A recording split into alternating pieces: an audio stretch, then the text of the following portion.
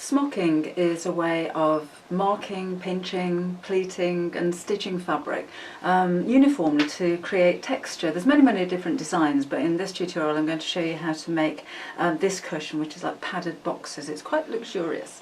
I've chosen an easy option for you because I've used gingham, and this is a woven gingham with 1-inch squares on it, so the fabric's in effect already marked out. To make a cushion cover to fit a cushion pad of 15 inches, I've used a 24-inch square of fabric for the fronts because it shrinks when it's smocked, and on the back I've just put a zip down the back, so I used a 16-inch square. I like my cushions to be nice and full and padded, so by the time the zip's in and the cushion's been sewn together, it makes it nice and plump. So let's start out with marking where we're going to sew. Right, now this is the gingham. It needs to be a woven fabric, not a printed fabric, because if it's woven then you know that you've got the perfect 1-inch square. Prints can be a little bit off square, they won't be perfect. These are 1-inch squares, and my fabric actually measures about 24 inches square. It will shrink when you're smocking.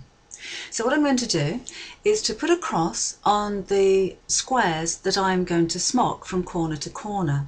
So I'm going to start a couple of squares in, and I'll mark an X in the box. Then I'm going to count 2 blank squares and put an X in the next box, 2 more, X in the next box, and continue doing this until the whole of the fabric is actually covered. Now I've missed 2 squares going up, so when I go across I'll miss 2 squares going across, and you'll start to see the squares of crosses forming, if that makes sense, all over your fabric. Now I'm using a water erasable pen. I would suggest that you either use a water erasable or a pen or a pencil that's not going to show through to the right side of your fabric. Water erasable means that even if you do see this on the right side of your fabric, or if you make a mistake, you simply wet the ink and the ink disappears.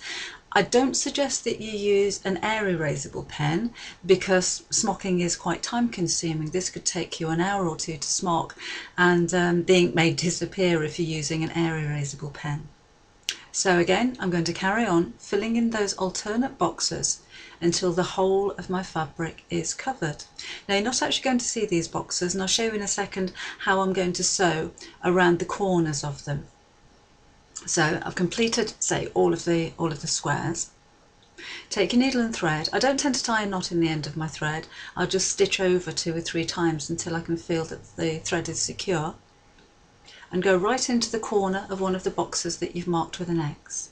Then take your thread across. I'm using a leather thimble as well because I tend to find my finger gets quite sore after a while of smocking.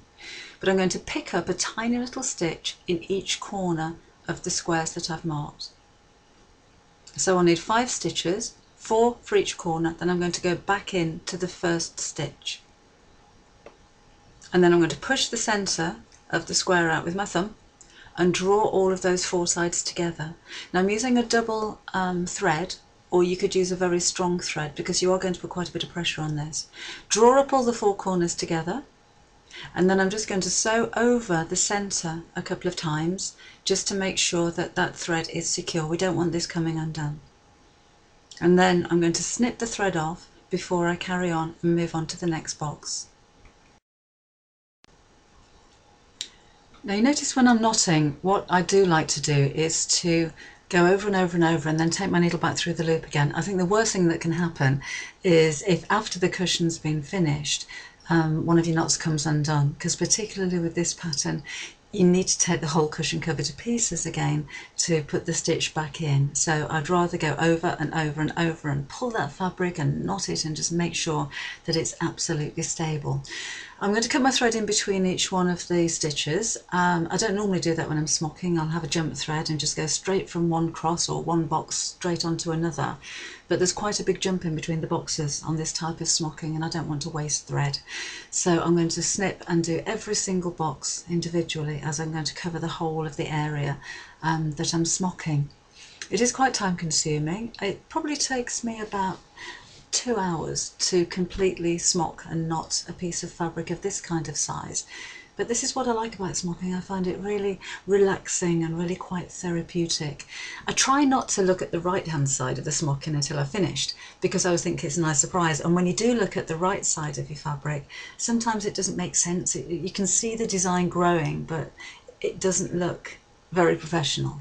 It tends to fall into place when it's all finished. But do check, if you like, make sure that you haven't caught any extra fabric, just those two tiny corners you're going to need, and then draw all of those up together. So I'll just carry on, and I'll finish the whole of this side before we carry on making our cushion cover.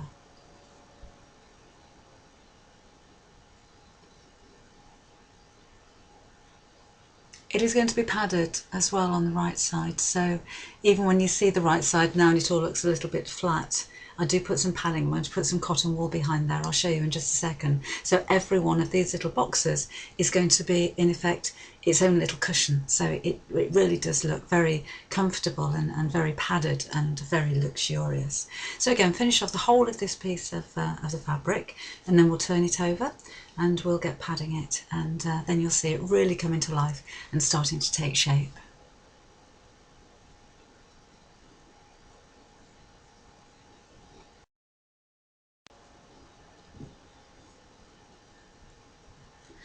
This is what the back of the fabric looks like when all of those boxes have been joined together. On the front of my cushion cover, it's looking a little bit messy, but you can start to see the boxes, the little cushions taking form. So what I'm going to do now is to just pull and pinch and tweak these little folds on the back of the fabric. The little four pieces that you've joined together should look like four little petals, and in fact this is one of the designs for smocking. You could use this as the right side of your fabric if you like it, maybe put a little bead in the centre of each one of those gathers. But I need to pull out all of the bits in between those stitches so that the box sit nicely on the other side. So they're looking a little bit flat, a little bit crinkly. I will pull out all of those diamond shapes in the centre and make those as square as I can do.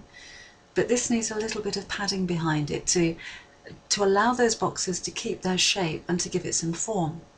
So I'm going to use cotton wool, and I'm going to use cotton wool balls because they hold their shape better than wadding. Wadding tends to grow and expand, but with a cotton wool ball I can really push those into the squares and they'll stay in place there. So these are going to help every one of those little cushions to keep their shape. So I'll just put 2 or 3 of those into each one of those boxes, and then I'll need to hold them in place. So again, have your thread ready, and I'm going to use a strong thread, and it's doubled over as well. So normally I'd cover the whole of this section and then start stitching over the top, but I'll just show you how I do that. So again, I'm going to take my thread, my double thread, and just stitch right through the centre of the section at the side, sew over a couple of times so I know that my thread's secure, and then bring my thread to the opposite side. Now don't pull these pieces too tight. These threads are purely to keep the cotton wool in place. So I'm making a bridge across the cotton wool, across to the other side. You're not going to see this, it doesn't have to be particularly neat. And then just pull that to hold the cotton wool in place. Then move on to the second section of boxes. Again, just in the side, you won't see these stitches from the right hand side, but I'm still just kind of catching a tiny little amount of fabric and going over all 4 sides. Like so. If you do start pulling, it's going to distort the shape of your cushion and it won't sit squarely. So I'll carry on doing that. You can see how different they look now, how it's padded and it's starting to look really luxurious. And they'll keep their shape now because they're padded. So I'll carry on doing that now all over the back of the cushion.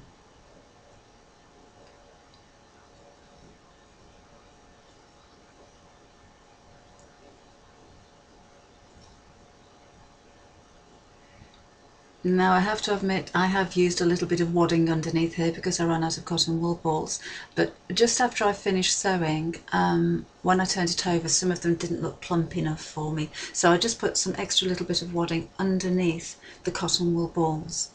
Then I'm going to push my fingers in between those diamond shapes just to make sure that everything's looking nice and uniform. And then I'm going to get on with the pleating around the edge of my cushion cover. There's no right or wrong way to do this. I tend to find that if you pull the creases and the pleats, they tend to fall correctly and neatly, like that. And again, it's quite handy having the gingham here because you really can match up the squares, so you know that everything's going to be square and straight when you're finished. So I'm folding all of these sections over to one side. I'm pinning each one of those in place. I'm trying to keep those boxes to about a 1-inch square as well, because then I know that the whole cushion cover is going to sit squarely. And I'll carry on doing this all the way around the outside of the cushion before stitching it in place.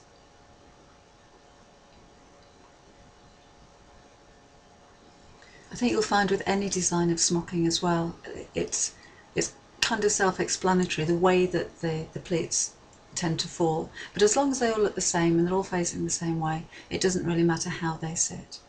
So here, going into the corner, I'm going to need to put 2 creases in that one little diamond shape. It would help actually if you had a cutting mat with the grid already on it, or maybe a square ruler that you could put over the top of here, just to make sure that your corners are going to be square. So again, I'm going to go all the way around the outside, pinning every single pleat in place, and then I'm going to take this to my sewing machine and I'm going to stitch around about 2 inches from the edge of my smocking, and that's purely to hold all of those pleats in place. You're not going to see any stitches at this point. So again, all the way around here with the sewing machine after I've finished pleating.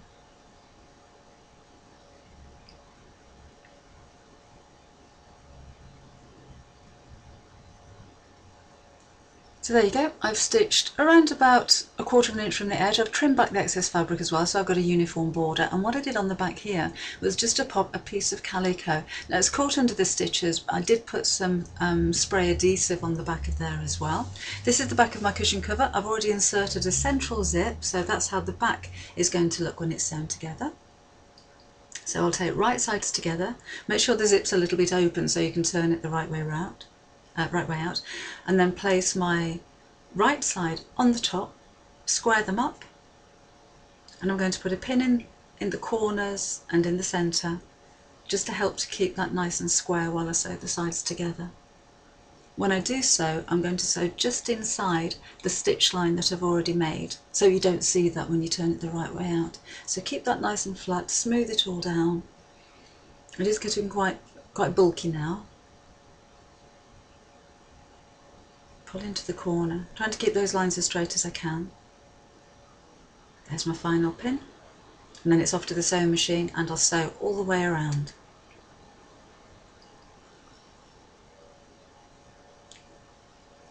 This is why I left the zip a little bit open, so I can actually turn the cushion the right way around. But first thing to do is to cut across the corners, all 4 of those, quite close to the corner stitches but not through the stitches, so be careful there. But this will cut down on the amount of bulk that you have in the corners when you turn your cushion cover the right way around, so the corners will be nice and pointy. So what I like to do is to push my thumbs inside there, push out the corners first and pull them through. That helps to keep them square, makes the job a little bit easier. So push it through and then turn the whole pad the right way around. I did stitch over the end of the zips a couple of times because at this point there's quite a lot of pressure on the zips and I didn't want the fabric to tear. That's it. So again, I'll get in there. If you've got a bamboo pointer, then you could push that into the corner and really make those corners nice and sharp.